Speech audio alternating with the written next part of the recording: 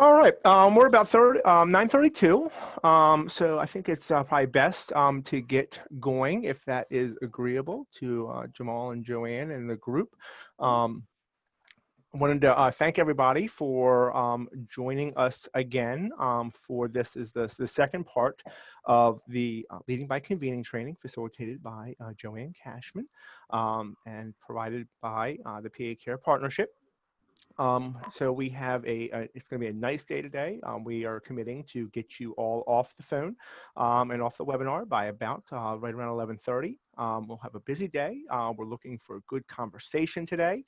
So just so you can remember, we'll ask that you kind of go on mute kind of as Joanne's talking, but we definitely want you to unmute, ask questions, use the chat in order to ask questions. So if you can remember to unmute yourself, you have in the lower left-hand corner of your screen, it'll say little microphone with the mute button.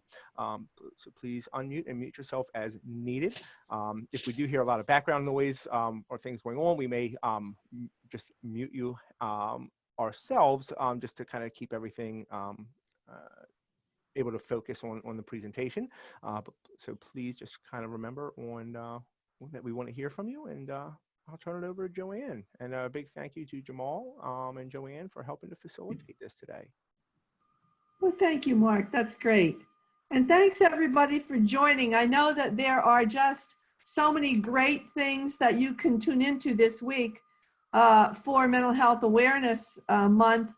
And so I appreciate the fact that you put this as one of the things that you're going to do this week. I know that there are so many wonderful offerings, and I'm just glad to have you all back and participating. I see a number of people that we met on the first call, and I do know some of you a little bit better than others, and it seems as we were getting on that you know each other. So one of the things that we wanted to do is as we start any kind of a Leading by Convening initiative is just take a little time to find out who's here and then what kind of diversity of perspective we have on this call today.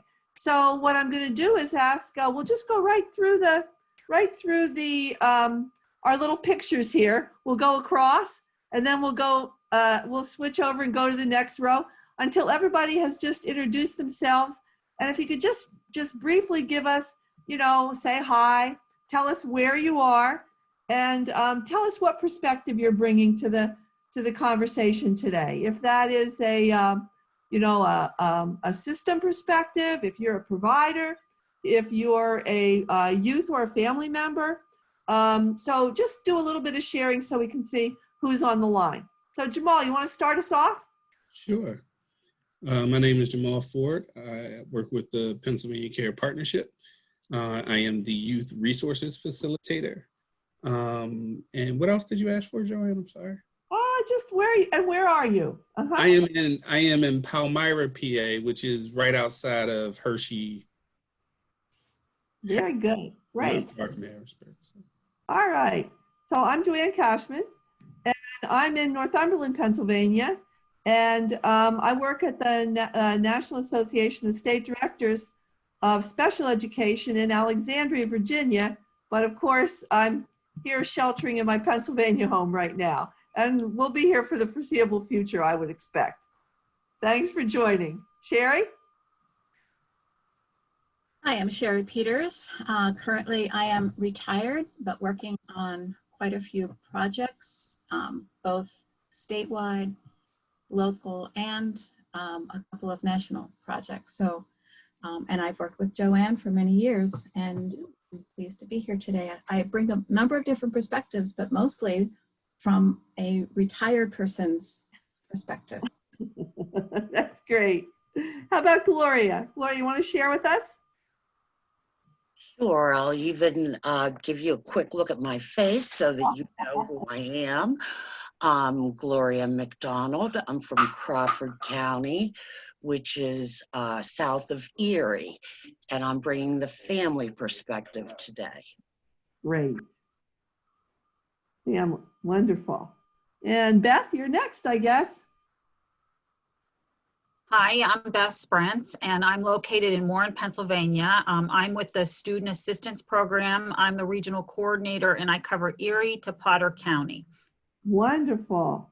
Fantastic. Anne Marie. I was going to say my pictures are different than yours, but I'm Marie Bazzelli. I'm located, my office is in Butler, but I'm actually located in Pittsburgh. I'm the Region 9 coordinator for the Pennsylvania Network for Student Assistance Services. And I cover the middle of the West. So I have covered 7 counties, starting with Butler and right around that area. Thank you. That's it. And Roberta? Hi, I'm Roberta Chusey, and I also am with the Student Assistance Program in Pennsylvania and work statewide. In addition, work with the Garrett Lee Smith Suicide Prevention Grant as well. And I'm coming to you from my home / office, right, in Mercer County. So I'm right below Gloria. And my office normally is in Butler, but for now it's here. That's great. Good to Thank be you with so you. much. Great. And I think Ursula's next. Hi, everyone. I'm Ursula Lessig. I am from Pittsburgh, Pennsylvania, and I'm here with the parental perspective. I'm a parent advocate and coach. And if I go off screen, it's because something's going on with the 2 tiny tots that are redheads. You know, so I am paying attention, but if I need to go off screen, it's just sometimes a bit easier. So thank you. Yeah, absolutely. No problem. We certainly understand. Crystal? Well, I was just making sure Crystal Check wasn't on the phone. Sorry, we're just used to that. I am Crystal Doyle. I'm with the Office of Mental Health and Substance Abuse Services. I work in the Children's Bureau, and I work in the policy department of the Children's Bureau. I have a wealth of information from licensing the programs that the Commonwealth licenses and certifies, to working with our providers at the RTF level in the Children's Bureau. And I'm also a family member. All right, great. Thank you very much. Wonderful. So Mark, how about you? Sure, this is Mark Durgan. I'm the project director for the Pennsylvania Care Partnership, and I am down in Southern York County right now, and just looking forward to today's training and hearing all the good information. Great, good. Julia? Good morning. I'm Julia Covert. I'm from Crawford County Drug and Alcohol in Crawford County, PA. And yeah, I'm excited. Great, thank you. And Stacy?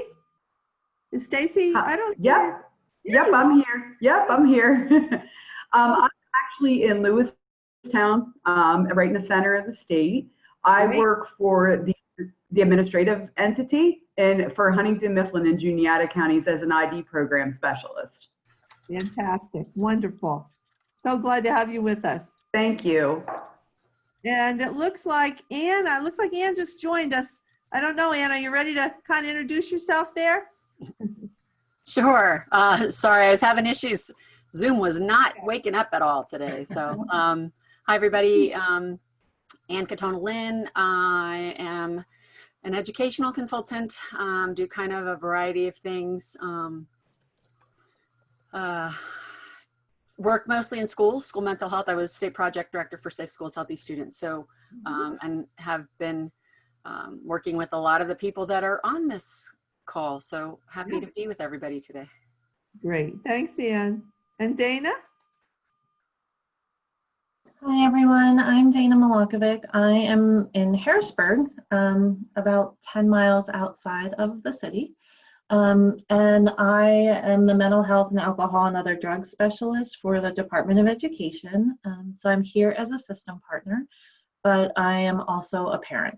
So I'm a family member, having lived this as well. So fantastic. Thanks so much, Dana. Let's see who else. Let me move my screen down here a little bit. Katie, how about Katie? Oh, I'm sorry, I skipped the whole row there. Heidi. Hello, I'm Heidi Ramato. I'm from Chester County, and I am the program specialist for our infant toddler early intervention program. Great, wonderful. Great, thank you. Debbie? Good morning. Hi, I'm Debbie Strayer, and I'm also Regional Coordinator for the Student Assistance Program. I'm the Region 7 Coordinator. Most of my counties are in the central part of the state, but I'm currently sitting in Crescent, PA in Cambria County. All right, fantastic. Thank you so much for joining. And now Katie, there she is. Hi, Katie. Good morning, everyone. My name is Katie Menz. I am the Bucks County Systems Integration Facilitator. I am currently in my home in King of Prussia, Pennsylvania, but I work in Bucks County. So through Child and Family Focus, the organization out there, and then my position is actually county funded. Great, wonderful. Thank you for joining. How about Monica? Is Monica there yet? There she is. Yep. Sorry, I don't have a camera, but I'm Monica Payne. I'm the Evaluation Director at the Youth and Family Training Institute, and we're part of the UPMC University of Pittsburgh system, and I'm talking to you from Pittsburgh, PA. Hey, everybody. Thanks for joining, Monica. Great. Hi, Lisa. You want to tell us where you are and what you're doing? Sure. Good morning. I'm Lisa Kennedy, and I am from York County. I'm a parent and a grandparent. That's a family member. I am also a family peer support specialist for York County. I wear many hats, so I'm also here too as a school district board director. Absolutely. Fantastic. Great. So did we hit everybody? Did everybody have a chance to introduce themselves? Or anybody I missed? Okay. Well, thanks so much, everybody. And just to kind of go over this and check and see that what I got from our sharing of our perspective and our locations is that we have a pretty good representation from the west, the center, and we have a few people from the east. So, and we have some people that are statewide. So geographically, we pretty well have the state covered.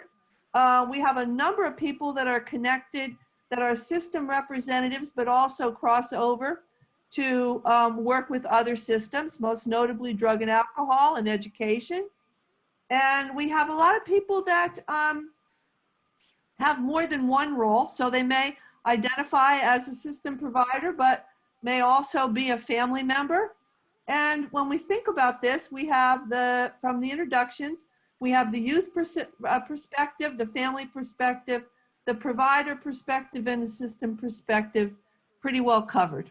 So in terms of thinking about today's conversation, it should be informed by a lot of experiences and a lot of doing this work in different locations. So I'm looking forward to a really active kind of call today, and I'm encouraging you to please join in and share your thoughts, because that's what's going to make this interesting and our 2 hours really be productive together. Okay, so let's just see if we can get started here. And we had, don't know, Jamal, don't tell me this. There it is. Okay. So I think that Jamal and I have figured out the problem with the screen sharing. So we're, I think we're set to have a lot less technology issues than we had if you were on one of our last calls. So one of the things that I wanted to do before we get started today is really kind of go over, if we took a look at all the things that we did over 5 hours on the last session, one of the main things that I'd like to really kind of bring forward to this conversation is that we call this, this tool leading by convening, this framework, leading by convening. And for everything that we did together in those first 5 hours, one of the major lessons, in fact, actually the major lesson, is that convening is more than a meeting. And, you know, I don't know why, but lately you see a lot of invitations. So instead of using the word meeting, they'll use the term convening. And I really want to clarify that in this situation, we're really talking about convening as not a meeting, a once and done kind of bring people together, talk at them, or maybe just have a short exchange and everybody goes home and goes back to their business. We're talking about convening as the beginning of a relationship. This acceptance that, you know, really making sustainable change means engaging with people, understanding how they feel about things, understanding where we share that perspective, where we differ in perspectives, and deciding to go forward together. So one of the things I want to do is to just get started with a simple poll. And I say simple because there's only 3 responses, okay? So what do you think about this statement? When people that do common work get together, they quickly recognize how much they have to share and they want to keep connecting, okay? So Jamal, can you put up our poll, and to what extent do you agree with that? Agree, somewhat agree, or disagree? Mark, I think you might have to put up the poll. It's saying that I'm logged in from a different device. Ah, there it is, okay. So let's see what people say.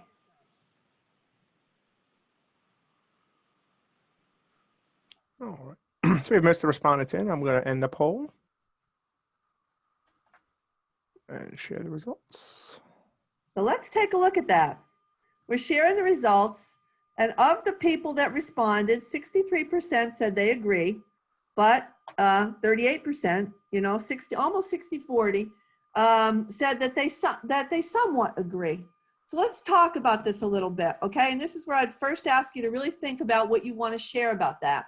So, you know, there's something intuitive about that statement, that people that share common work do want to connect, and when they get together, they start talking about things that they have in common and that they want to keep connecting. That kind of seems intuitive, but you know, that's not what everybody experiences. So for those of you that said somewhat agree, you probably have had some experiences where, you know, that went a little differently. So does somebody want to share with us why you chose somewhat agree? What's the caveat there? The somewhat, what's that about? Anybody want to share with us? Somebody going to start us off? Can I share? This is Dana.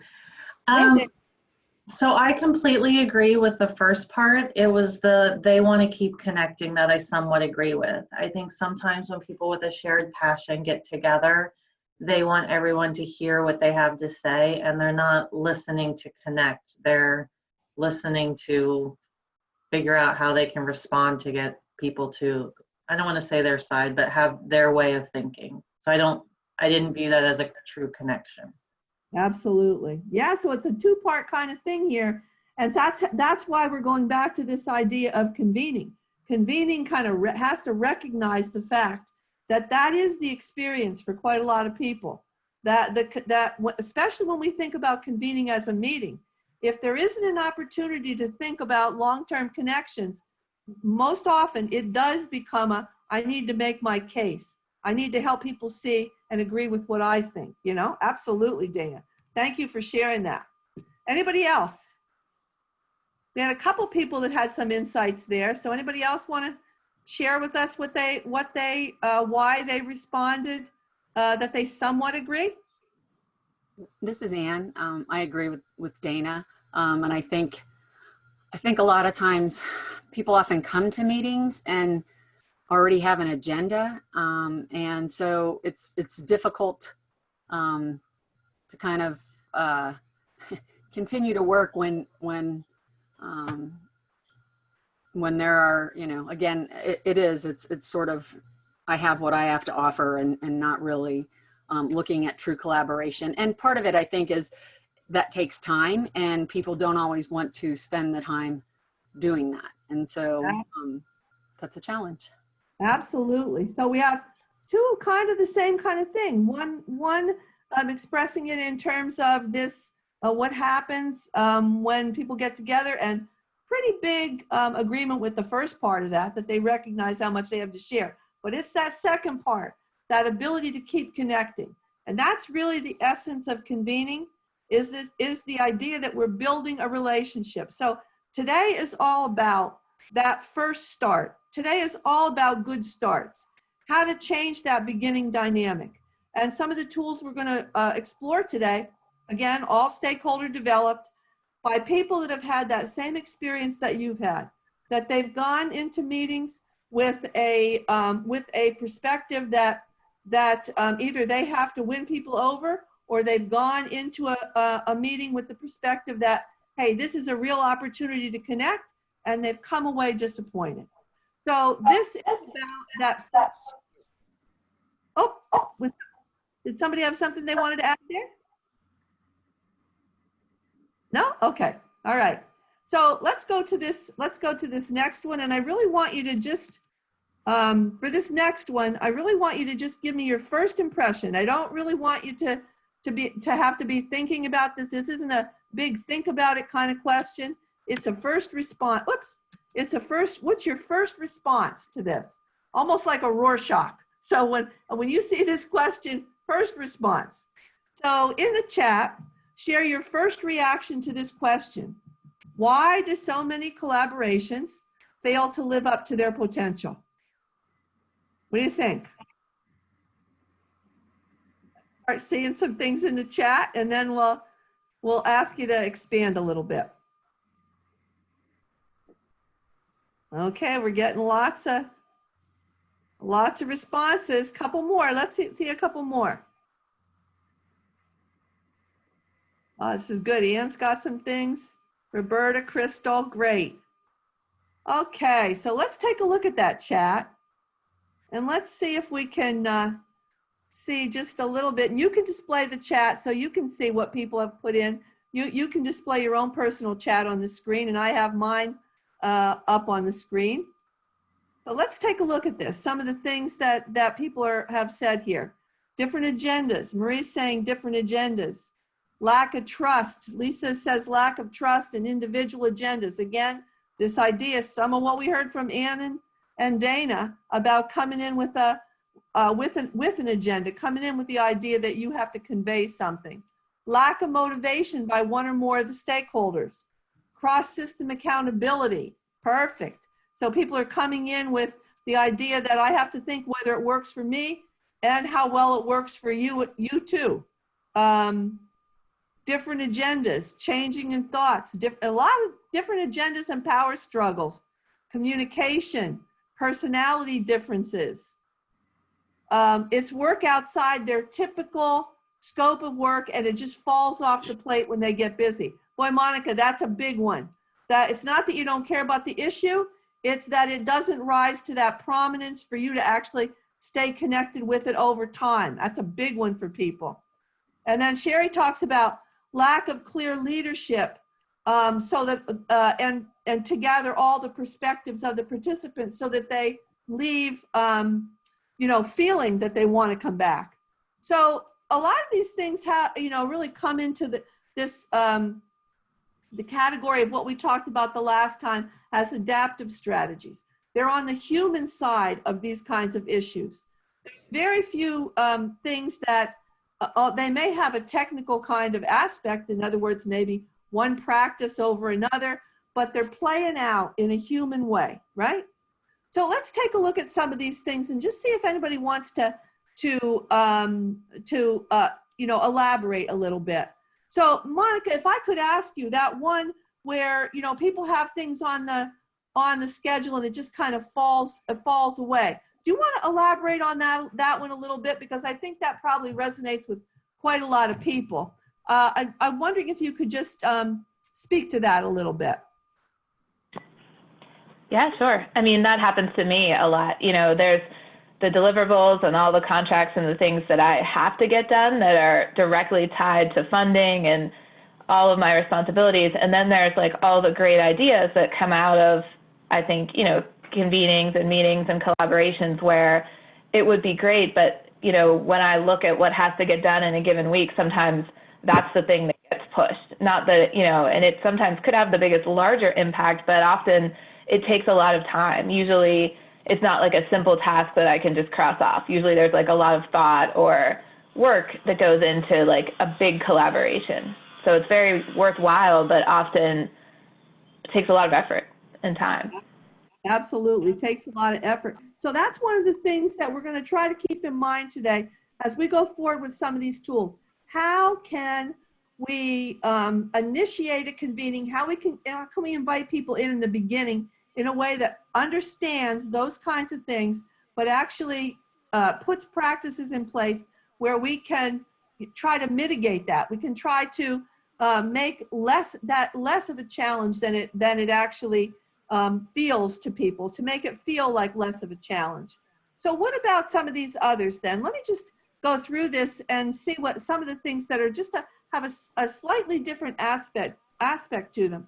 How about if I could ask Lisa, because Lisa, you're coming to us from a number of roles, right? You're a family peer, you're on a school board, you are a family member at both the parent and the grandparent level. So how about if you talk to us about some of the things that you put there? You put two things: lack of trust and individual agendas. So from those various roles that you're looking at this issue from, Lisa, what do you think? A little bit more on that. Why do so many of these collaborations fail to live up to their potential?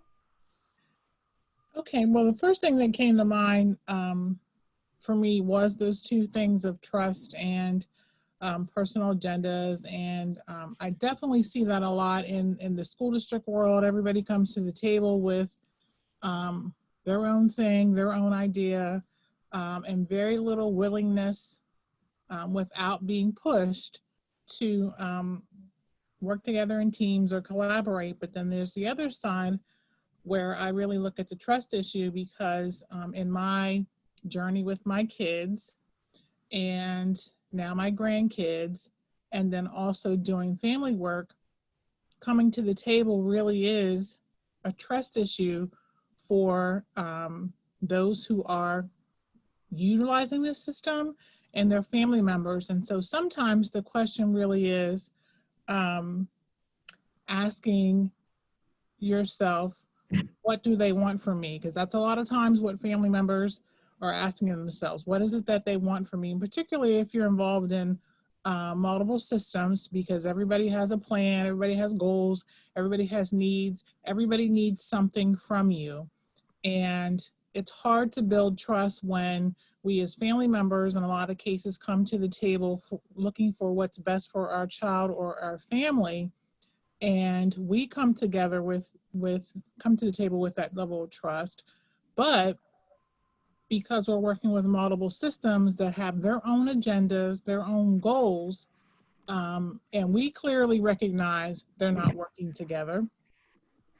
So the question then becomes, for a family member, we can't possibly meet all of these goals. And so we shift from willingness to come to the table to now, what do you want from me? What do you need from me? And that's what I was thinking about with my two comments. Wow, there's a lot in there, Lisa. Absolutely. And you know, that idea, I see some of that in what Roberta put in there. This idea of cross-system accountability at the system level. You know, some of those convenings are to do the same, the same kind of thing, to participate and get your own needs met, but also improve the system in general. And the point of that should be to improve it for families. So you're giving us a little bit of a take on how that feels from the family level. I'm wondering, Roberta, if you could qualify just a little bit in terms of what you meant in terms of cross-system accountability, because I think it's an important one in getting to what Lisa was talking about. Well, I guess for myself and in the experience that I've had, in similar ways to what people have been saying about coming to the table with their own agenda, every system comes to the table with its own, talents that it brings, its own gifts, and then its own needs. And everybody comes representing that one system. And I think it was Sherry that said sometimes that leadership is lacking, and absolutely, you have multiple systems together and they've got multiple leaders and everybody wants a say. And sometimes it's just difficult to have that leadership I don't know if it's rise to the top or take ownership to move the entire system forward so that each individual part gets their needs met and can highlight their strengths and what they bring to the table, but at the same time, move the darn thing forward. So I don't know if that makes sense. But. Well said, Roberta, well said. So I want you to hang on to some of the things that were said here in this particular piece of the conversation today, because we're going to explore some tools that I think cover some of what you've expressed and will help you in dealing with some of what you've expressed. But in the end, I want you to tell me whether you think they're helpful in having you deal with some of the things that you've expressed in this opening of today's conversation. Okay, so let's continue. So today we're doing the good starts, and so we're focusing on the beginning of a collaboration, understanding what gets it going and what is the good start on keeping it going. So on June 1st and June 3rd, I don't know which one you might have registered for, but on June 1st and June 3rd, we're going to do probably 4 new other tools that are about keeping the collaboration going. So I hope that you've registered for those, and I'm looking forward to having a group that's as communicative as this one on our next session. But today we want to focus on start with an activity that you can use in a number of ways, and it's about collaboration. And the idea of this activity is that we want to get the picture of what people have in their head when they say collaborate.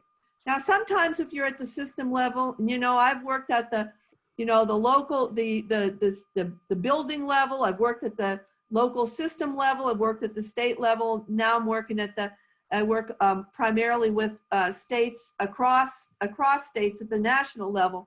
But one of the things that has really been clear to me is that when people say they want to collaborate, I have one picture in my head, and often I'm that disappointed party because it's not what somebody else has in their head. If you've been a part of probably even true at the state level, where you've been a part of a collaboration where multiple funded projects are going to get together, and you're excited about joining a project like that. But for me, I've found a number of times that what people mean by collaboration is I'm going to give them my logo and I'm probably going to share part of the bill. And that's, that is in some people's mind, that's collaboration, that you've co-funded something, and I guess, in a certain way it is. And that you put your logos out there to demonstrate that you're on the same page. And in some ways that is, but it's a pretty low level of collaboration. So one of the things that I've tried to do over the years is to find things that allow people to express what they're talking about, because sometimes the words fail us. We use the same words over and over again, and we think people mean the same thing, but they don't. So what I tried to do was to put together a set of pictures that are, there's nothing, first of all, this is totally there for you to use. I purchased all these pictures, so it's okay for you to use them. We're not robbing any pictures from anywhere. But what I decided to do, I was meeting with a group of people in Utah, and they were a transition council, right? So, kind of like our Healthy Transitions Project would be. They mix school, mental health, children and youth, probation, right? And they've been meeting for quite a long time around transition age youth. And I thought, what am I going to say to these people that is new? I mean, I'm going to use the same words they've heard over and over again. I'm going to, we're going to say the same things to each other that they've said 100 times to each other. What can I do that's different? So I went on to iStock, and I bought these 8 pictures that they said, in the iStock framework, or the iStock website, were images of collaboration. And I put these onto this picture, as you see now, into this slide. And I asked them, just like I'm going to ask you, which one of these pictures represents collaboration to you? And then think about, just take a quick look at them and pick the picture that you think best represents your picture of collaboration, and then be willing to tell us what you see in there that tells you that that's your picture of collaboration. But what happened? It's covering it, isn't it? You can move the poll to the side. Okay. Oh yeah. Okay, good. Yeah, move the poll over the pictures maybe while we get everybody to, you can do that yourself on your screen. Almost everybody's done. One or two more people just have to pick one.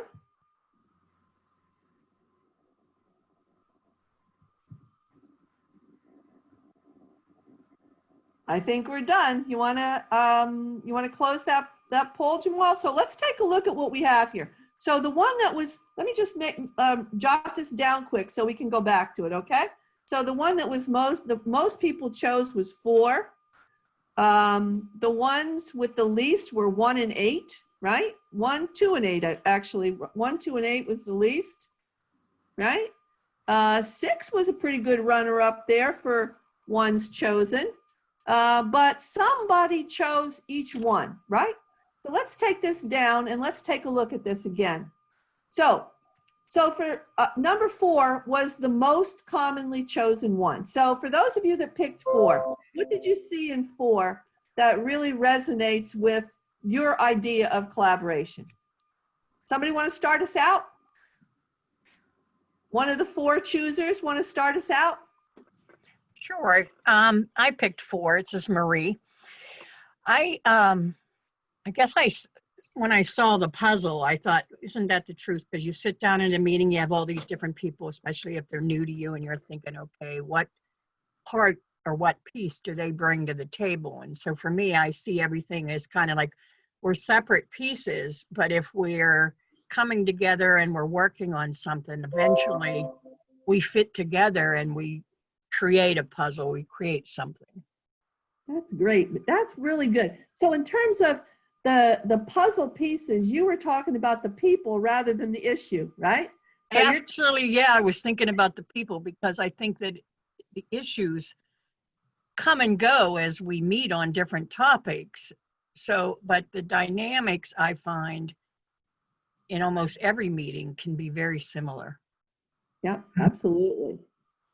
So anybody else with 4? Let's hear the most commonly chosen one was 4. So let's hear a couple more. Anybody else choose 4 that's willing to share with us why?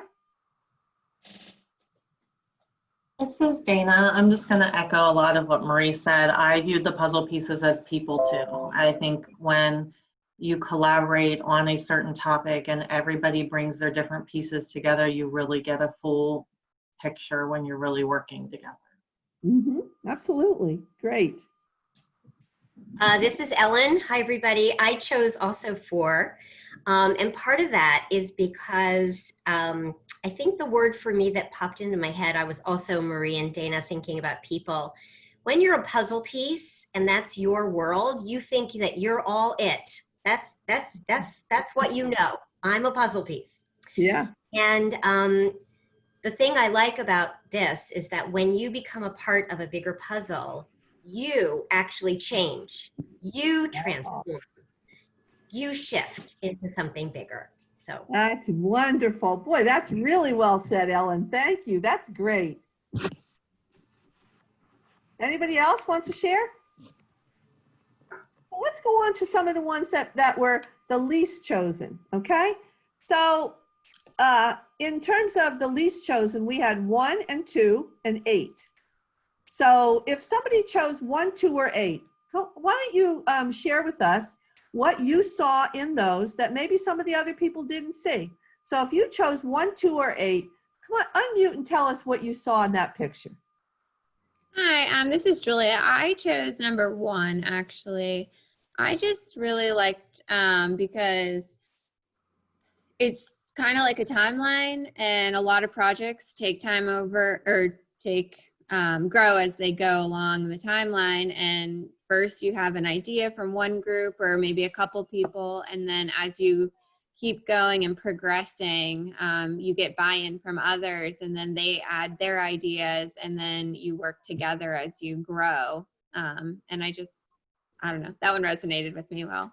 That's great. So you're talking about progress over time. Excellent. That's wonderful. Others? How about number 2? Number 2 is one that gets a lot of attention. Did anybody go with number 2? And tell us why you think it was number 2 is all about. This is Mark. I know that in the past, I think when I did this exercise, I selected 2. And I think after looking at it a lot deeper, because I think for me, it kind of goes into, it's missing a part, we'll say. It kind of goes into that idea of it kind of central hub that's kind of helping to drive things. But the thing that why I kind of looked at 2 in the long run and felt it wasn't good, it's not reciprocal. So all the information is coming out from the center, but there's not, it's not implementing that we're taking information in.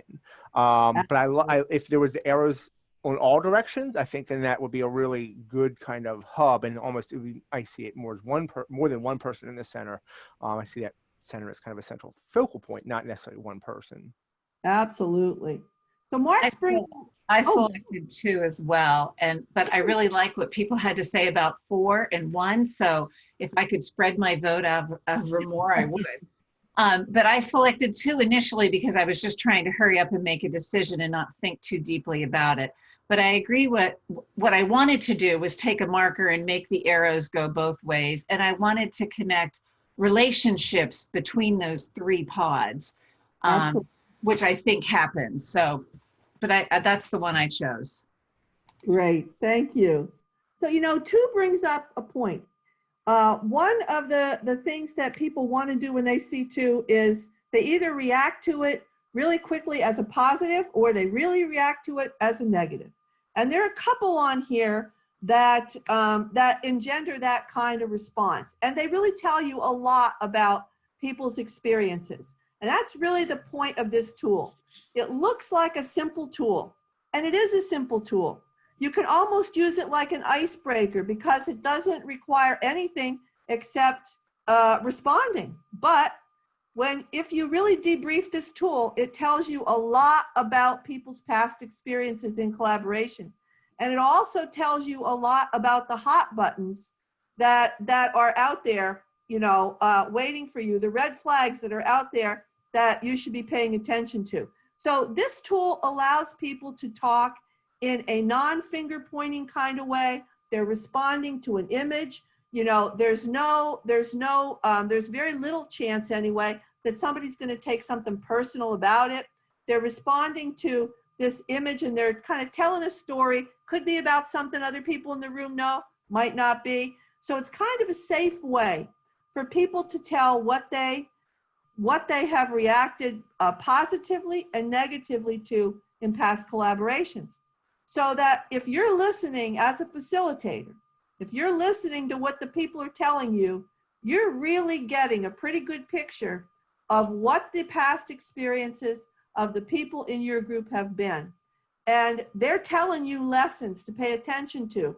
As Sherry's talking about this idea of being the kind of leader that can lead diverse groups into a collaboration, these are the kind of things to pay attention to. So I'm going to tell you a little bit about some of these pictures, and let's see how it plays out for you.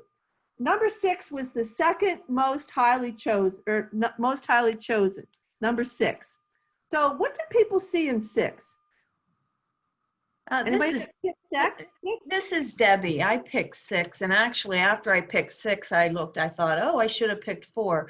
But the reason I picked 6 is because we talked earlier about we're all working toward the same goal. So all the arrows going up, we're all going in the same direction, but it's not easy. And I looked at those people and I thought it takes a lot of strength for all of us to kind of put our agendas aside, come together and work toward that common goal. And like I said, I just kept looking at them thinking they're working really hard, but we're working hard together. Well, so that's great. That's great. So I want you to take a look at number 6, since it's it was really highly chosen, and take a look at those people under that green arrow. So I was doing this, you know, in, I think it was in Arizona for one of the parent centers. And so now think about this. So these are primarily parent peers in the audience, right? And they focused on the arrows, but they really focused on those people under the arrows. And one of the parents said something that really stuck with me. And she said, sometimes you're the one on top, which she perceived as giving the message, you know, the one that's giving the message that's, you know, you're the person that's out there in front, you know, you're part of the team, but you're the one that's on top. And sometimes you're the one on the bottom that you just have to do the heavy lifting. So, you know, this is where a picture translates to a personal experience and tells you to what extent that person says that with a positive attitude, like I've learned this, or, you know, some people always want to be on the top and some people always end up being on the bottom. It's the way that people respond to a picture that tells you what their experience in collaboration has been. So let's take a look at a couple more of these, okay? That, first of all, I have to declare, when I picked these out, I saw them all as positive, right? I thought these were all positive pictures. You know, is there anyone on here that you see as a negative? Anybody see any one of these pictures as a negative?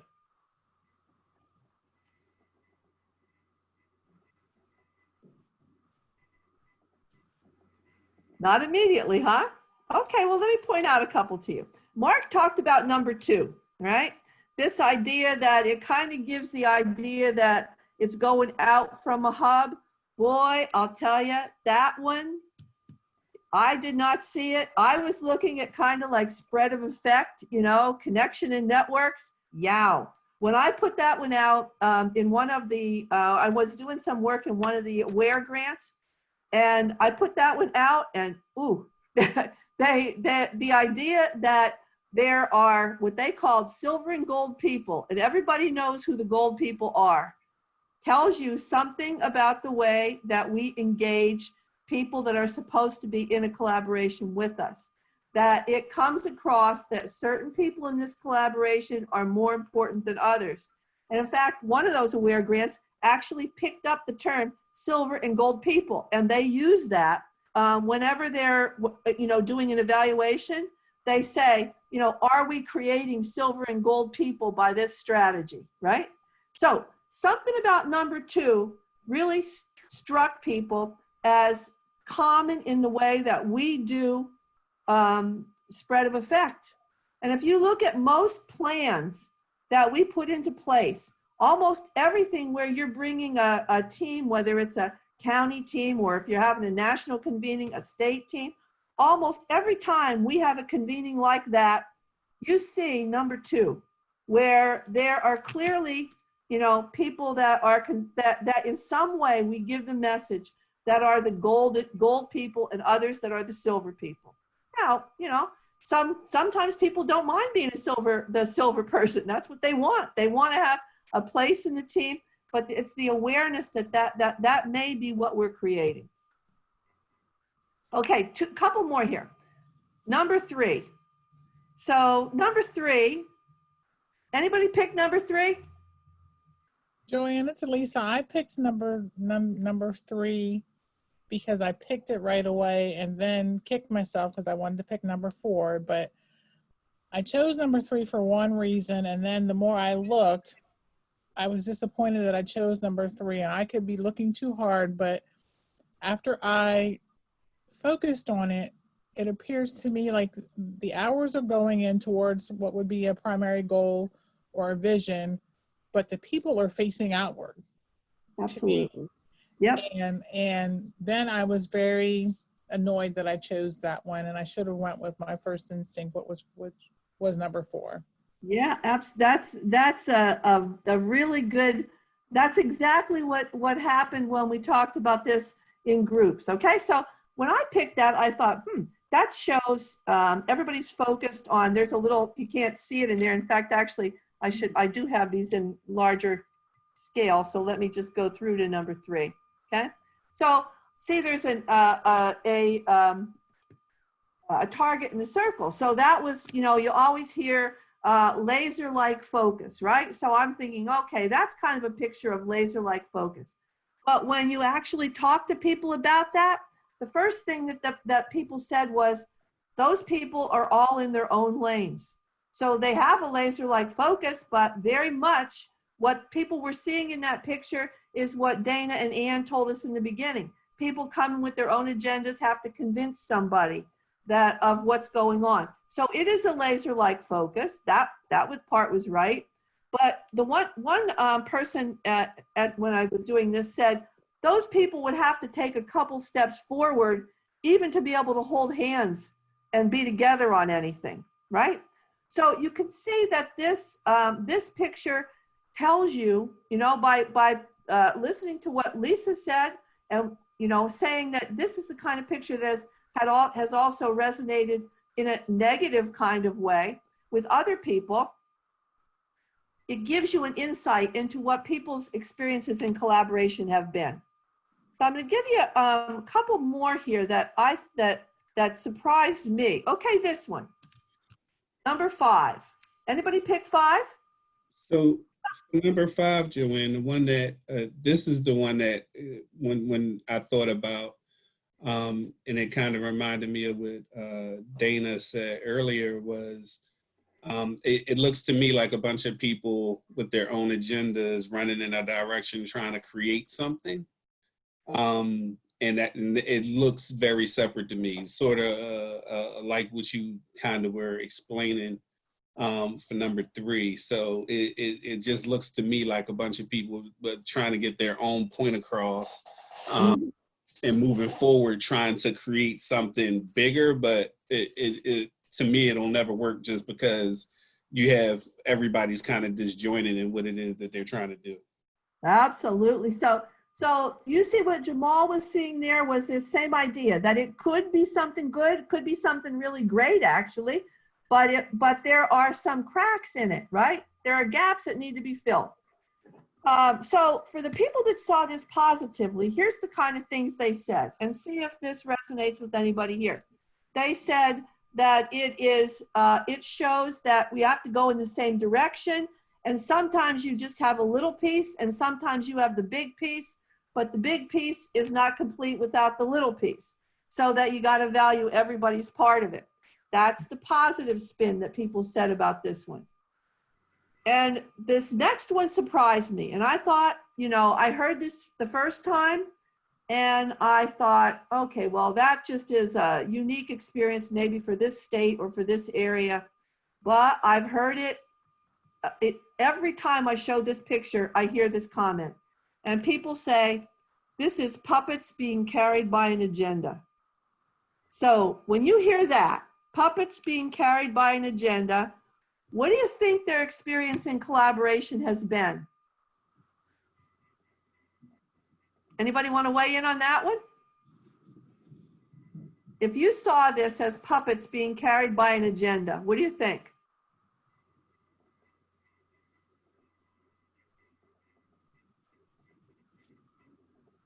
Basically, that we're not going to get anywhere because it's one person has the what they want to have done, and they're just going to collect people and pull them forward with them, even if they don't want to go.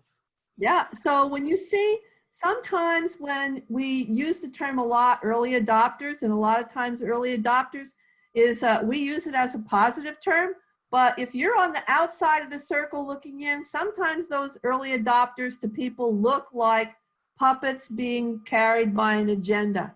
And that separation between early adopters and everybody else is one of the things that clearly we have to take a look at, moving quickly from early adopters to bringing more people in.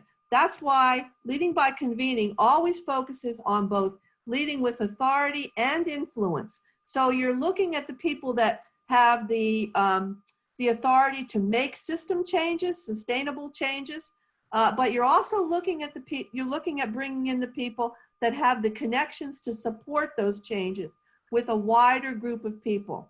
Otherwise, you kind of get what people see in this picture. I saw this as a positive, I saw, Jamal saw this as a potential positive, expressing this some fragmentation, but a lot of people see this as puppets being carried by an agenda. So that sense of negative experiences in this has really got to be acknowledged, and it's one of the things that we hear consistently. Joanne, can I jump in for just a second? This is Ellen. I think you've hit on something so important, and this is where the word collaboration can be so misunderstood. There are probably times when people want others to buy in to their agenda, and they call that collaboration. But when you're really truly in collaboration, it's everyone's truth comes together to create something that's never been created before, because these people came together. And I want to put this out there, because as we go out there and talk about collaboration, we need to be sure that we're not making that mistake of, really, I'm here to educate you and I want you to see my point of view. And if that's what you're doing, you should go out and you should say that. I want you to understand me. In collaboration, I'm more interested in understanding you, because I have to figure out how I connect to you. And therefore, there's no such thing as buy-in. So I wanted to just put that out there and see what people thought about that, just whole framing. Yeah, so Ellen brings up a really good point. As much as we use the term collaboration, we use the term buy-in. So Ellen's really given us something here to think about. Any thoughts on that one in terms of what Ellen has expressed? Experiences that you've had, just insights into that in terms of this idea that buy-in is a commonly used word, just like collaboration, but buy-in is not what we're after, right? It's not. Anybody want to weigh in here? Add to what Ellen's put out there for us?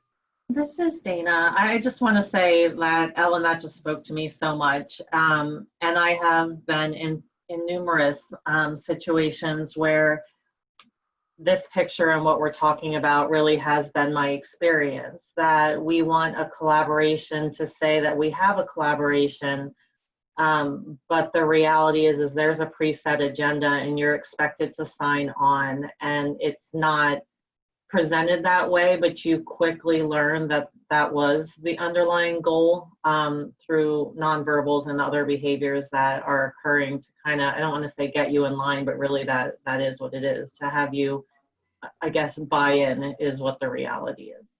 Absolutely. Well said. A collaboration to say we have a collaboration. I mean, I'm going to, this idea that this picture is really kind of a, although people have said it's puppets carried by an agenda, it is illustrative, as Dana's saying, of what we call sign on, So, and as Ellen has said, that is often the backstory, the back channel of many of the things that masquerade as collaboration. So one of the things that we're going to try to do today is to show you some tools to get at what you've been talking about. And again, I just want to keep saying this. Every one of these tools was stakeholder developed because they experienced what you're talking about here. And they created these tools so that you could use them to try to address these kinds of issues without hitting the sensitivity that makes it feel like there's finger pointing. So this tool, I want to, before we, so that we can go, oh, this one's a good one. I use this one a lot. I thought people would love this image because it really shows that adaptive side. People are the connections. There's no gearheads. The gearheads are replaced by people to show the human side of it. Wow. The reaction here was so strong about that it wasn't people keeping the gears running. It was people jamming the gears up. That nothing jams up a collaboration like the human side of it when the people can't get along. So these pictures. Joanne. Yeah, please. It's Crystal Doyle. I actually picked that one because sometimes I feel like when I go to meetings, I know we were supposed to think of something positive, but that's what I was thinking of is sometimes when I go to these meetings, I feel like we're a big gear in the grand course of what the meeting is. Like Dana just talked about, like there is that agenda and you just kind of go with the flow. But I was kind of looking at more the left side of that where maybe there's a little bit one on the right or top where the people were mingling. And I kind of look at it as through a lot of the collaborative meetings that I was to attend that maybe there was a set agenda already. I was able to create new collaboratives that actually that we could actually do more on. Oh, that is one. I've never heard that one before, but you're focusing here, like right here, where the people are truly mingling, and over here where the people are really mingling, that the set agenda is the gear, and what people are bringing to it uniquely can either be, you know, that the gears get jammed up if that's becomes a control issue, or a if we let it diverge into some kind of an argument. But it could also be creating something brand new that people didn't even see. Kind of goes to the idea of what Ellen was describing. So this piece of the picture right here is sounds to me, Crystal, like what you're describing. Am I right on that? Correct. Perfect. And you know, that's the point of these pictures, and that's what I really wanted to focus on next, and that is that. Joanne, real quick, in the chat, Julia had an interesting one about number 4, which was the one that most people chose. And she said she liked that everybody picked number 4, but from her perspective, it looked like all the puzzle pieces were falling apart and not coming together. That is a great one. I was trying to go back to 4, but it's not moving. Oh, there it goes. Oh, it's finally moving for me. Good. Let me just go back to 4 quickly. But we see 4, and a lot of people picked it. But that isn't great. Who put that one in the chat, Jamal? That was Julia. Julia, if you want to just unmute for a minute and tell us about why you saw that. That is a great insight, and you can see how these pictures, they can go positive. And you can see how you can articulate things about your potential collaboration that you could never do with words, right? So Julia, tell us about this, what you saw here. Yeah, I just saw, I love the puzzle piece idea, but if like the picture was upside down, maybe it would be better, because I'm just thinking gravity is falling down, pieces don't just float up. So yeah, I was just thinking it looks more like it's falling apart than coming together. Yeah, so that might be a collaboration over time, a good representation of a collaboration over time. And if we don't build these relationships to hold it together, this is what it looks like, right? Yeah. Very good. I love that one. That's great. So anybody else before we leave these pictures? I just wanted to ask you about this, because the point of this tool is that it's simple. You can almost use it like an icebreaker, but just like today, recognize that people want to talk about their perspectives. So when I use it in a group, I have people do it at tables, if we ever are able to be at tables again. But I would have people do it at a table. They start to share, at their table and start talking. And then their table gets excited about sharing the differences that they learned about at their table. Then I can do one like, okay, so let's take a look at number 6. 6 was highly identified. What did you see in 6? And then the tables start sharing all of what happened in their different conversations. So this tool is simple. And if you're paying attention, it tells you a lot about what the experiences have been that people have had in collaboration. So, my advice to you would be, if you're facilitating, get some trusted people that are making notes on what people are saying, so that you can kind of make a list for yourself as to what the extent of trust is in that group. What do you think the extent of trust might be in that group? You have to continue to explore it, but a tool like this helps you get a kind of lay of the land in a new collaboration.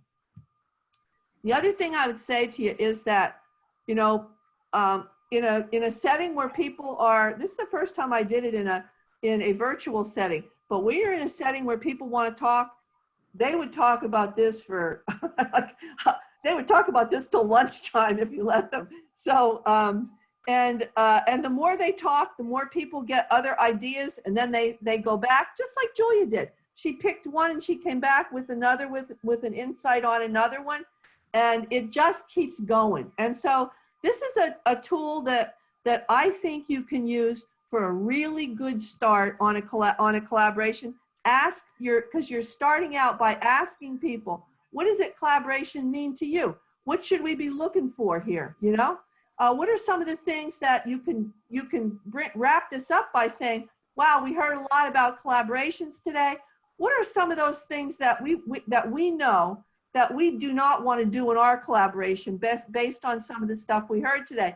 Make like a little list, put it on a wall chart. It's the beginning of determining your ways of interacting with each other. So, boy, thank you. This one was really good. I really appreciate the way that everybody is participating, and I think it just makes it so much better if we just we're used to unmuting and sharing throughout the time we have left with each other today, and in the session that's coming up. So one of the things that I really wanted to just kind of bring us back to is this idea that as the Leading by Convening framework suggests to us, we have habits of interaction, there's elements of interaction, the technical, the adaptive, and those operational decisions that we make, and there are depths of interactions that we want to consider. And that good collaborators manage the task and the relationship. They're keeping an eye on both things all the time, right? And we kind of heard that from some of the people that were talking about the pictures. You're not just bringing people together for the task, and if you are, it's unlikely it's going to go where you want it to go. You're managing the task and the relationship, and it's all about learning why people are in this work with you, and to what extent they're going to stay with you. So let's do our second poll. This kind of goes to one of the things we're talking about. To what extent do you agree, somewhat agree, or disagree? When people who are doing related work join a collaboration, they quickly recognize the connections, even if they're, I'm gonna move this out of the way. Even if they, oh, there it is. Even if they work in different initiatives and use different vocabulary. What do you think about that? If you're doing related work, it sticks out to you immediately that you are, you share something, even if you're in a different initiative, a different project, a different agency, and if your vocabulary isn't quite the same. What do you think? Let's see. We got a lot of people to weigh in yet. Joanne, is this like a work group or what do you mean by collaboration in this? So when people are coming together in a, I guess I should have said in a convening that you're intending to shape into a collaboration. So it's the beginning of organizing people in a collaboration. Do you believe that people see the purpose behind that, even if they're in different projects or different agencies? They might use different terminology. They see it so clearly that it just comes together, or do they not see it clearly, or a little bit of each?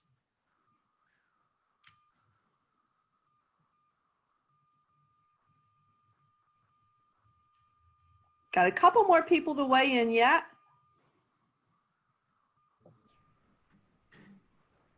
I wish there was a somewhat disagree.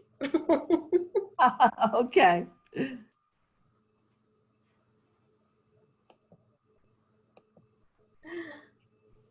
Yeah, maybe I should make it a 4-part one the next time. Yeah, that's good. I wanted to make it simple so that because we only had 2 hours today. But that's a good suggestion.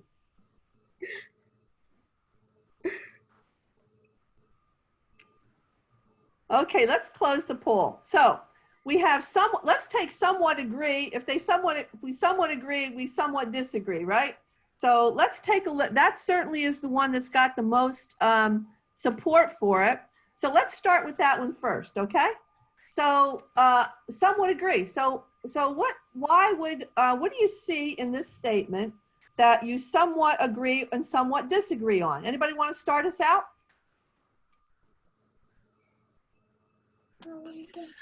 Those that bring their own agendas just can't agree with some people, even though they know that there's a connection involving the various individuals. They just think that theirs is the most important. Yep. So that's just that's kind of a valuing what I bring to this over what you're bringing to this, right? That's good, Gloria. Anybody else? So what about recognizing the connections? So when something, if I use the term, if I use one term and you use another term to describe the same work, what's the likelihood we're going to put that together? What do you think? Joanne, I actually, when you talked about the vocabulary, I think for me, that was one of the barriers is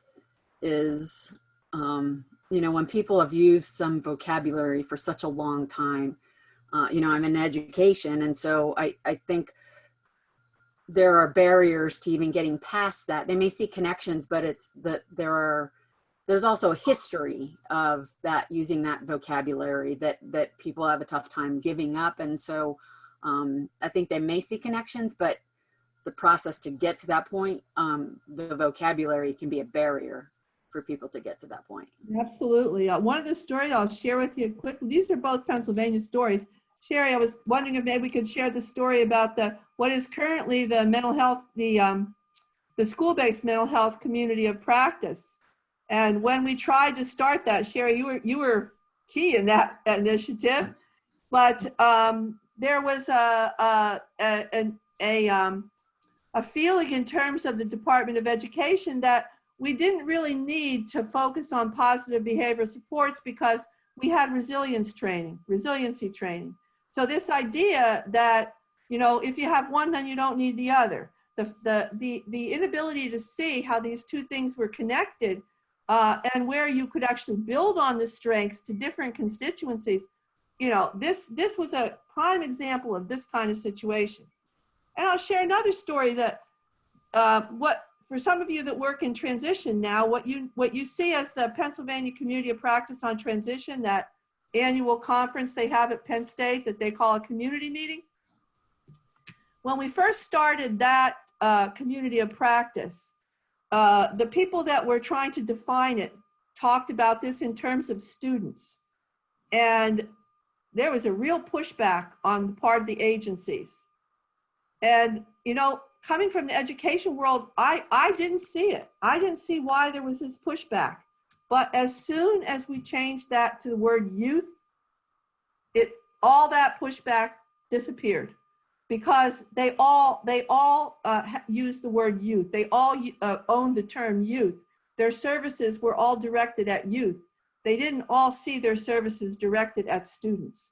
And so these are some of the things that, to me, really, you know, came across in terms of this connection to vocabulary, the vocabulary that we use and the ways in which we focus on a term or a practice, and we don't see beyond that. What's underneath it? What's the point of it all, you know? Anybody else want to share experiences that you've seen like that? Anything else that people have seen around that particular issue?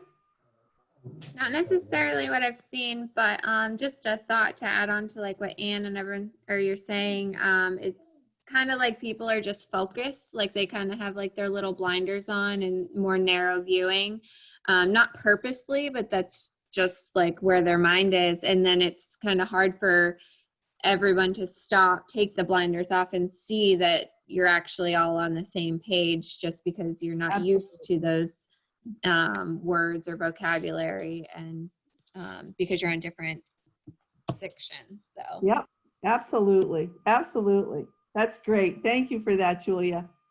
Anybody else?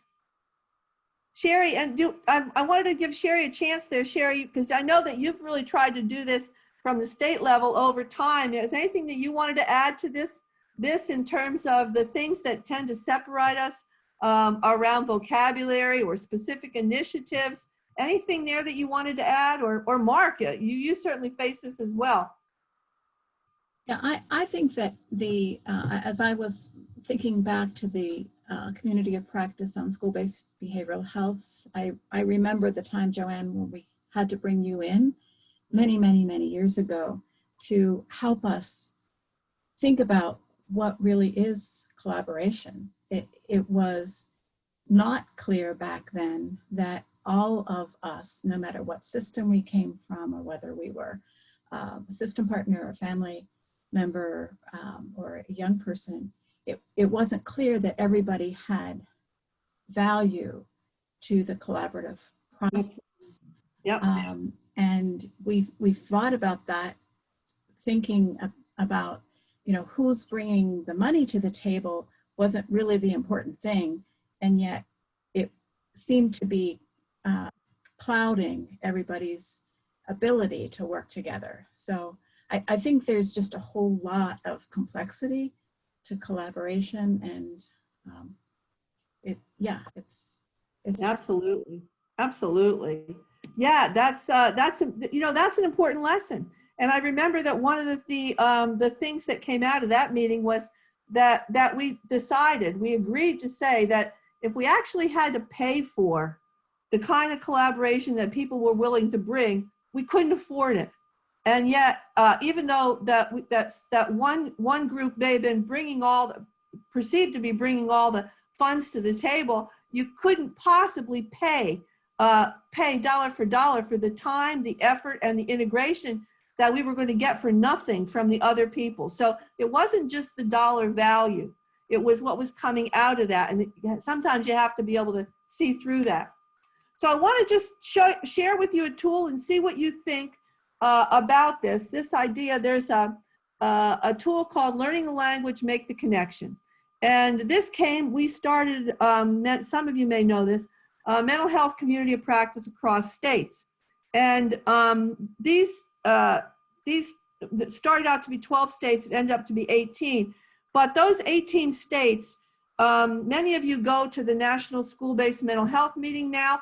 That mental health meeting became framed around these practice groups, the issues that those 12 states kind of organized themselves around and would bring people to that meeting because it was we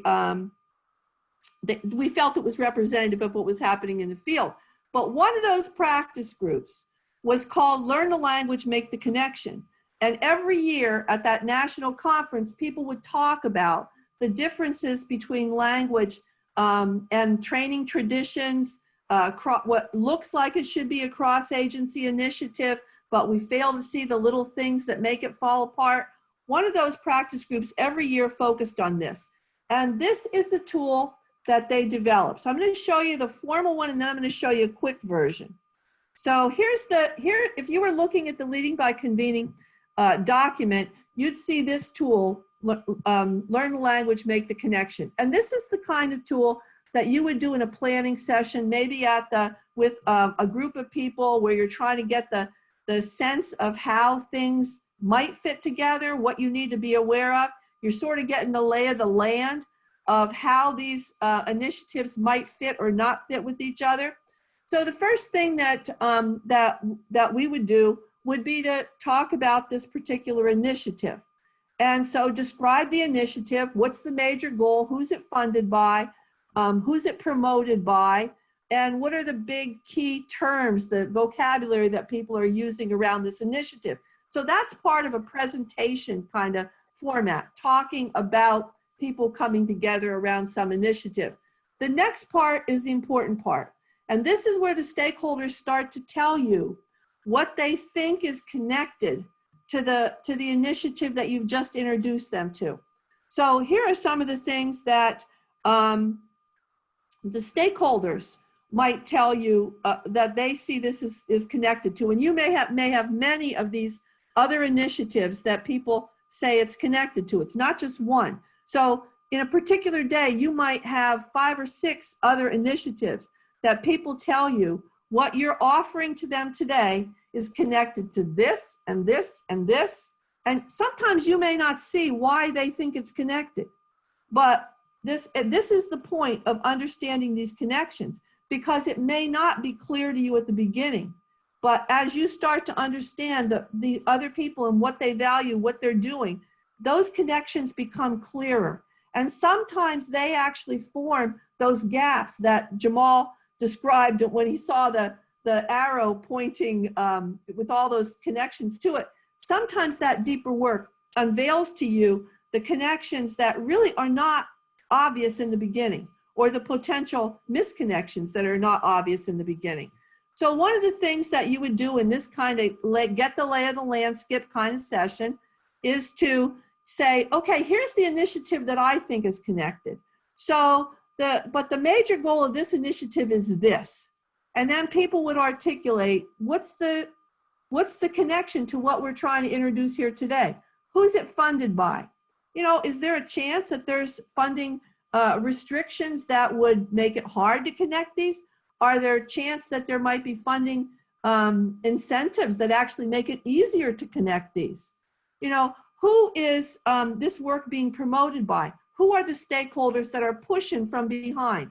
Who are the people that have the influence over this that might be able to get behind it? And then what's the key vocabulary that we're using so that when I read about it or you read about what I'm doing, we understand, hey, oh, I heard something about that. I know something about that. It may not be completely obvious to me right now, but you know, I know that I heard something about that. You're making people aware at this introductory level. So the next part is really the most important. And then that is, what does the group think are the key points that have to be communicated, both to the people that are in the initiative that you're describing and to the initiatives that you think are connected. So you're saying, what are where's the alignment of goals? Where are the shared concepts about strategy? And where are the vocabulary things that can either act as a bridge or act as a divider? So at the level of really doing a deep analysis, where you're getting key stakeholders in the room and you're starting to think about how things are going to go together. You can use it as a pre-think when you're looking at an interagency initiative. You can use it as a pre-think when you're getting a lot of different stakeholders into a meeting. You can use it with your stakeholders to do it to uniquely at that time surface some of these kind of things with them. But this is the more formal level of that tool. All right. So let me just ask: does it seem to have an application for the kind of things that you might need to do? What do you think? Does it make sense to you to do something like this as either a pre-think or with your stakeholders? Thoughts on that? Joanne, I really like what you just said. You used the word pre-think. I often think of that as preparation. My own preparation as I am sort of helping to support a group of people to think about something. If I haven't done my own preparatory work, so that I can be reflective of what's going on in the room, I could be really blindsided. Yeah. So I love that you said that, and really appreciate the 2 ways that this tool could be used, both for the convener as well as something the convener can use with the participants. Absolutely, absolutely. And thank you for that, Ellen. Actually, it's really, when we think about doing this, quote, environmental scan, environmental scan is often, I'm looking at everybody else's website and I'm getting the idea of how I think things are connected. This is a 2-way kind of environmental scan. You're saying, here's what I'm talking about. Tell me how it's connected to what you're talking about, right? It's a 2-way, it's a more interactive kind of way of looking at an environmental scan. But this is not the kind of thing you would do in every meeting. But you want to get this information in every meeting. So this next one is what I call learn the language light, okay? So this, and I gave you that you can, run it off on like a double sheet of paper. I put it out at every meeting. What I tell people to do is use something that sticks out, like neon green or bright orange, right? And that it's always on the table. And you're asking them very simply, listen to the ideas expressed today. Tell me how it connects to other things you know about, right? And you're saying, I heard. So you're asking them to cue in on what it was that they heard, what it reminds them of. You're not asking for any big analysis here. You're saying, I heard, reminds me of, for more information, contact what? The name of the project, the name of the person.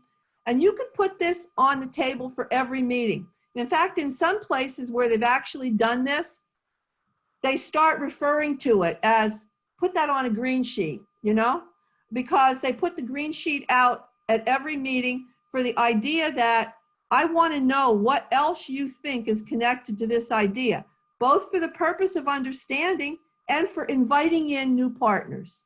That for me to understand what you know about this issue is important to me. And it's a simple derivation of that more extensive tool that you might use with your system partners, with your key stakeholders, or as a pre-think. This is a simple one that you can use every time you meet to put that on the table and let people tell you what they think is connected to what you're talking about. So this is, the simplified version of this tool, both getting to that point of being able to recognize what's underneath our collaboration. What's that deep level of interest that we share? We may talk about it differently in vocabulary. We may talk about it differently in the way we craft initiatives, but underneath it all, we're both after the same thing. That's what that tool is about. So this is the, as I like to say, it's the what of what other people know, and it's the why of why people think it's connected. And it's the how of being able to understand what's the hook, so that you're not trying to do buy-in, you're trying to show that you understand. It's what Ellen talked about in terms of this understanding allows you to create a new kind of collaboration. You're showing that you're willing to learn what people think is connected. You're showing that you're willing to bring it into the work that you're inviting them into. So I know we are really getting to it in terms of time today. So I'm going to move on to another one that real quick poll. To what extent somewhat agree or disagree that people easily build trust with others doing related work, even when they have different perspectives, or that they agree in terms of degree of power? What do you think? They easily build trust.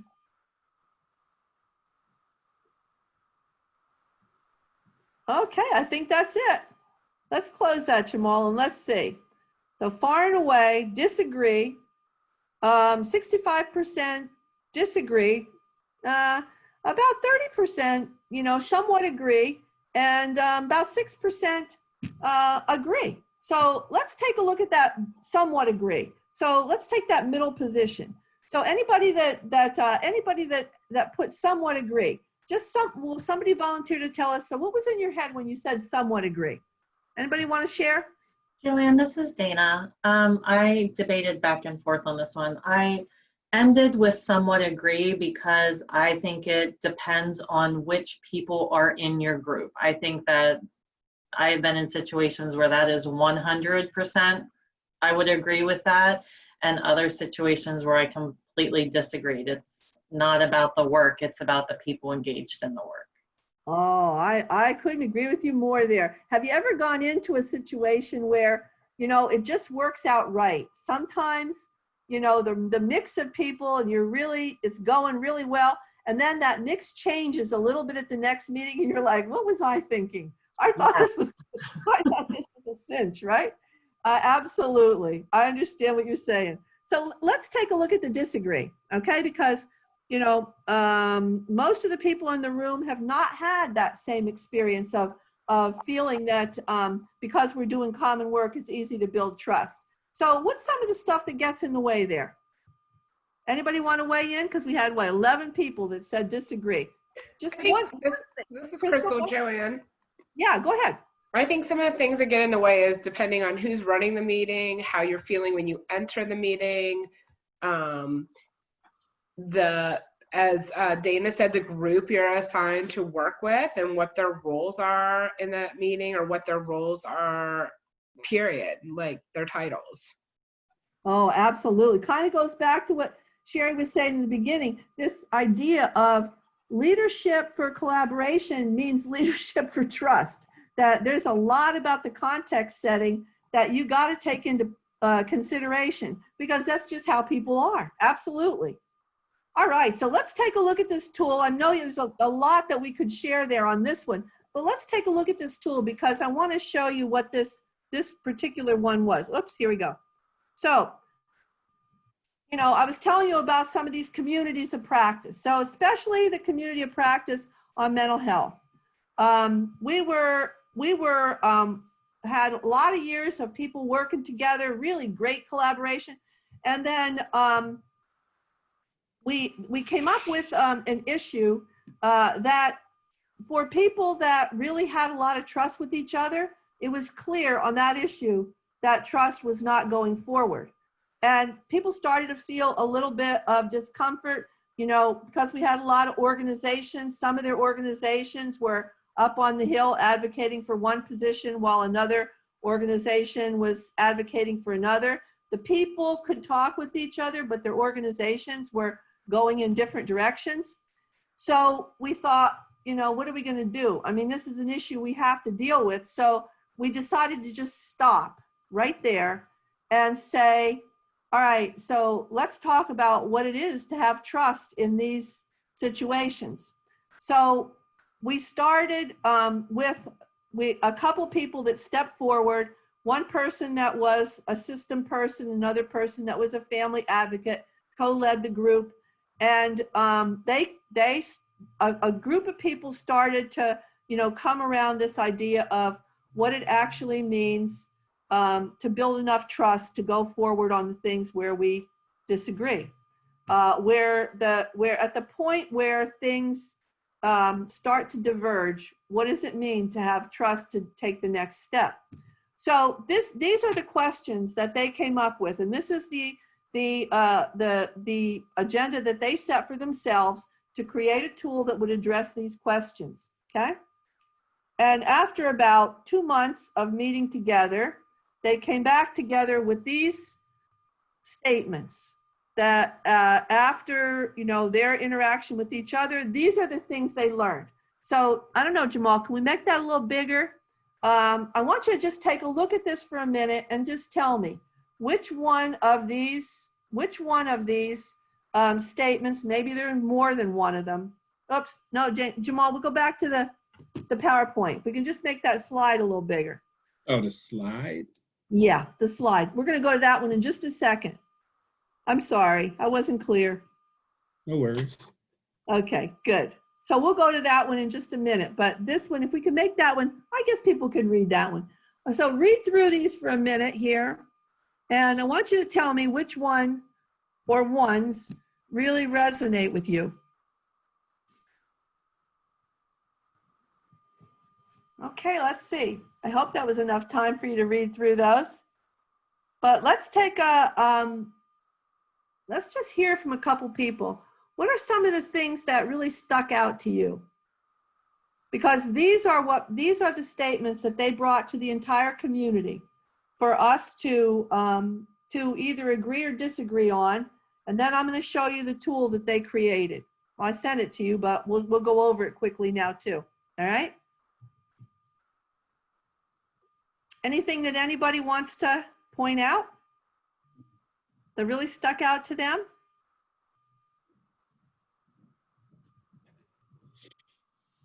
This is Gloria.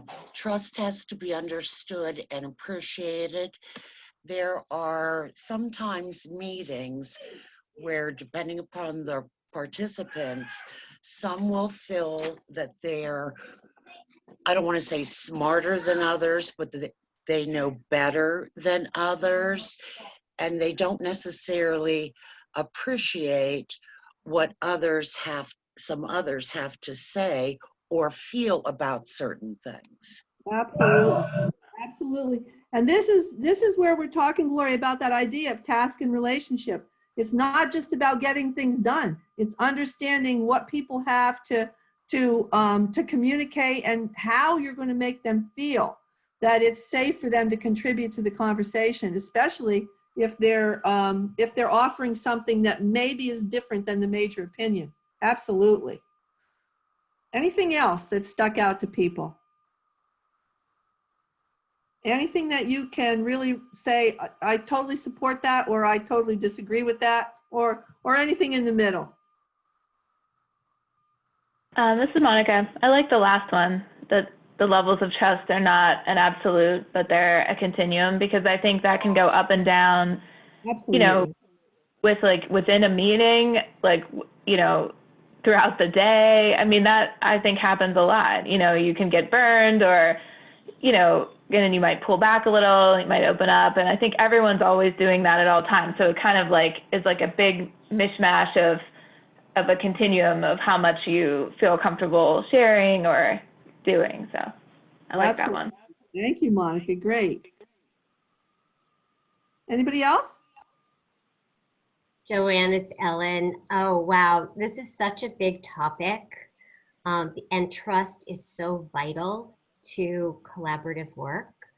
And I guess I want to just offer the bidirectionality of trust. I like where it says that trust lies within, meaning each of us has a responsibility to trust others before they earn it, to not shut ourselves down, to not feel less than, like you're constantly coaching yourself around these trust issues so you can maintain. But I think what all of these quotes point to is the intentionality of responsibility for the group leader to assure that that trust is in place, because without it, the group can't go forward in as robust a way. So when I think about what you're saying here is it's the responsibility of the group leader to, and for all of us on the side of the table as well, to assure that it is in place, and when it's not, to address it and make sure that we have it going forward. Absolutely, Ellen, absolutely. And that idea that everybody's got some level of accountability for their own behavior in creating trust, but group leaders have really got to understand that if you're gonna say that you're a leader, that you have got a responsibility to monitor the level of trust and to create conditions which advance trust. So Jamal, how about if we get the trust tool up? I sent you a copy of this, and so you have this, and I just want to walk through it real quickly. Here's what they did, and let me go to the top of this for a minute. Can we go to the beginning of that one, Jamal? Am I able to move this? All right, let's see. I think you're going to have to move it for me. There it is. Okay. So there's something they called this tool Trust Still, and it hits on pieces of what Ellen said. It hits on pieces of what Monica said, because trust is not a given condition. Sometimes trust is at risk even with people that I think I trust, right?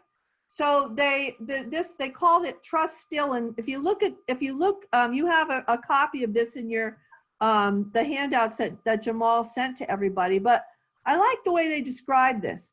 And they said trust still means that we've developed the skills and the strategies to get through the times when our expectations for ourselves, others, and the groups we are participating in are not satisfied. We make a commitment to continue to trust ourselves, others, our groups, and to continue to work through the challenges and find new approaches that realize our goal. I like the way that they talked about this idea that you're going to find a situation where you're not happy with yourself, you're not happy with the others, You're not happy with the collaboration. And what do you do in that situation? So that was the foundation for this tool. And Jamal, I don't know if is it scrolling? Mm-hmm. Okay. So what, you see if I can get that. So they came up with this analogy that trust was like a temperature gauge, and that that it fluctuates like a temperature gauge, and that you got to be aware of the temperature, just like you have to be aware of the level of trust. So again, this tool is you can use it as a pre-think, you can use it with a group, and so they've offered some things to you. It's almost like a rubric, only it's levels of trust, and they've described for you various levels of trust. And what they suggest, again, this is totally stakeholder developed. What they suggest was that you're looking at various kinds of things, the experiences that people are bringing to it, their dispositions, their attitudes, and their beliefs, and the outcomes that you expect from this kind of a collaboration. So what they've suggested here is that this is something that, as if you're doing this as, you know, what I call a pre-think, you'd be looking at this. So you take a look at that activity we did in the beginning, where you did something very non-risky, like those pictures. That conversation shows you something about the level of trust that you really need to have you know, a level of awareness on as you go forward. So this, they describe to you in kind of a rubric form the way that you can think about the levels of trust that are in the group.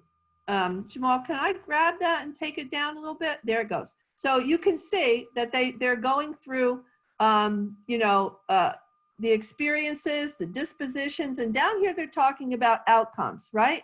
So you can see in terms of the way that they're talking about things connected to trust, look at some of the ways and the things that they're talking about here. That look at this one here, this second one about engagement, okay?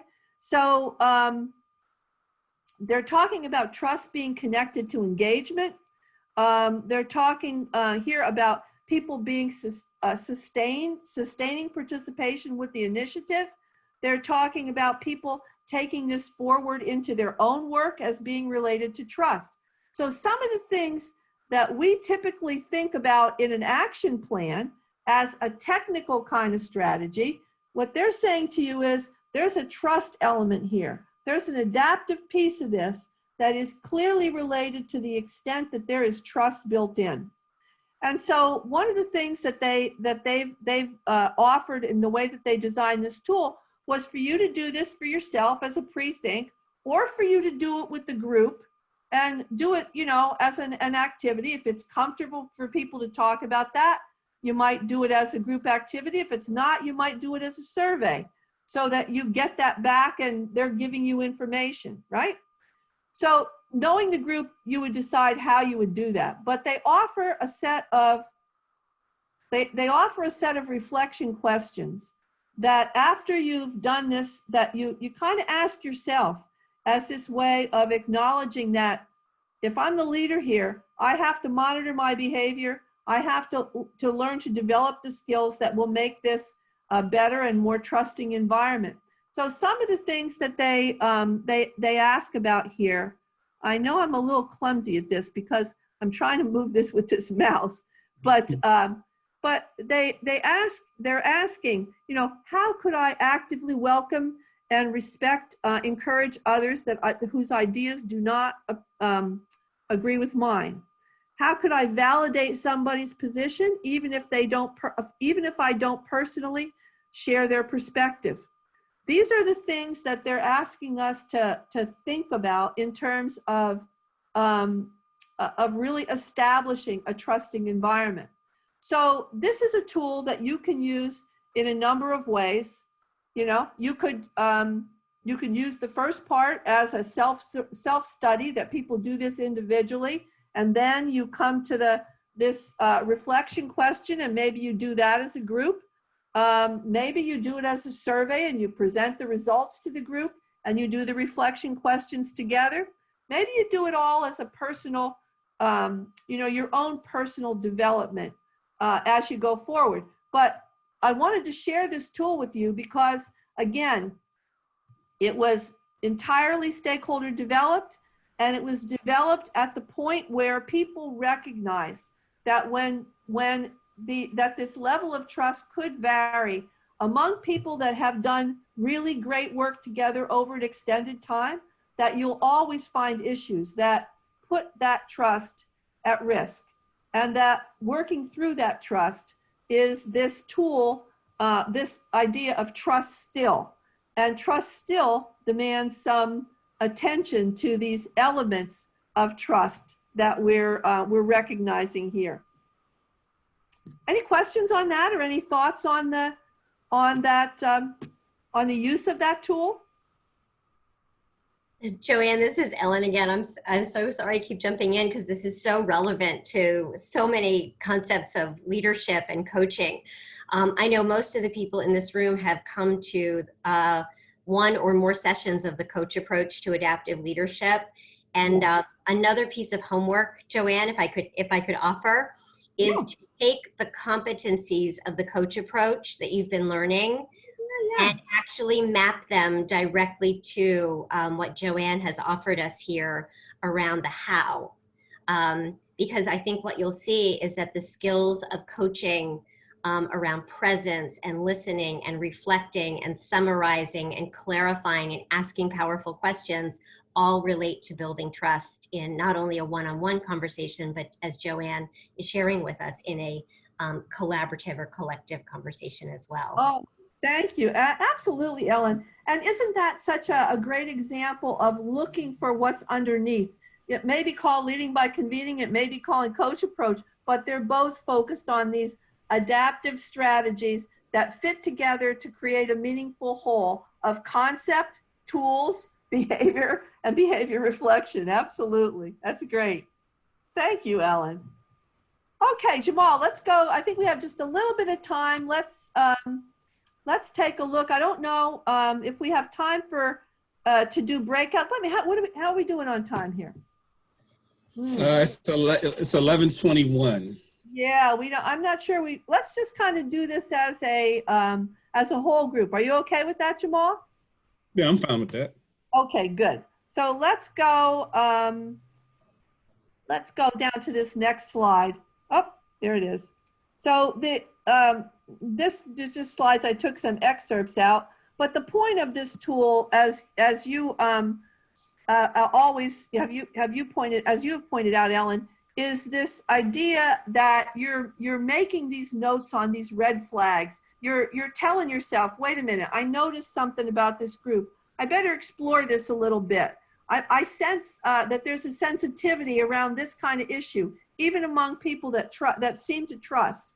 So it means that I need to go a little lightly here, and I need to acknowledge that, be ready to acknowledge that people have values that may not agree with what everybody else in this group thinks. So you're getting ready, you're getting prepared to do that.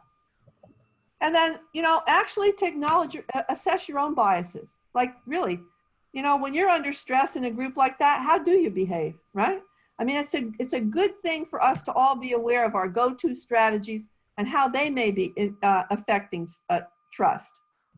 Okay, last poll. Agree, somewhat agree, disagree. Can we learn to be better collaborators?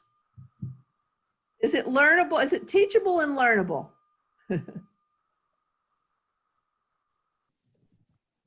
Well, looks like it's going to be unanimous.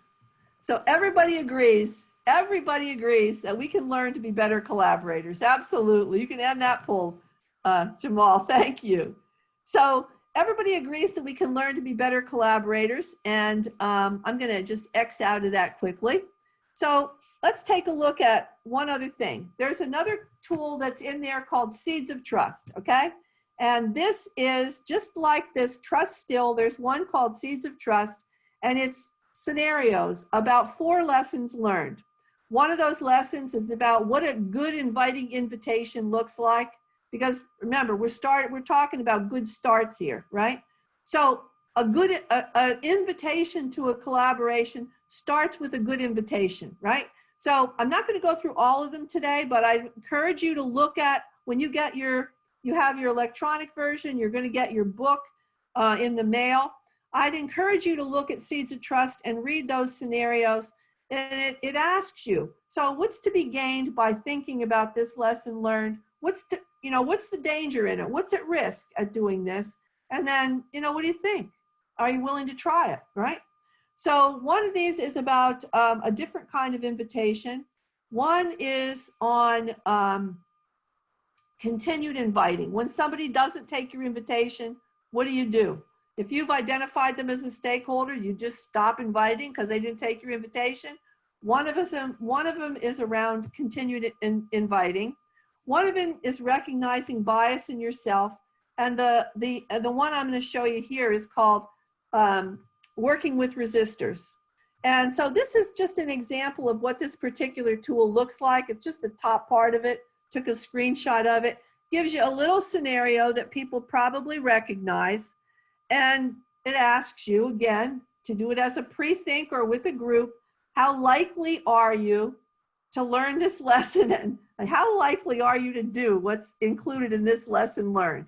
And then it asks you to think about the positives and what's at risk for taking this strategy. This particular one is about resistors.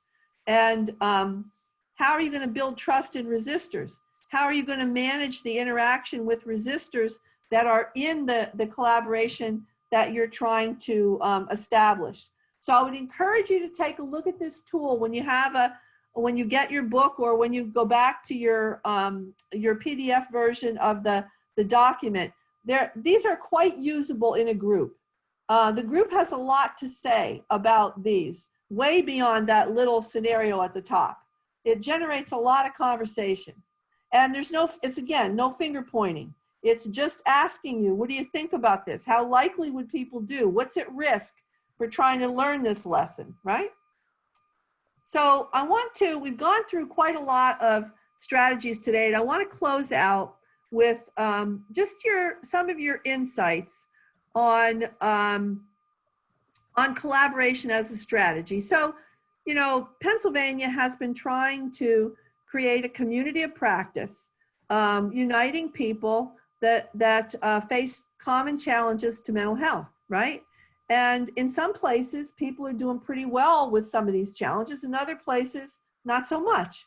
And but you see that when people get together at a conference, there are topics that you find people are drawn to.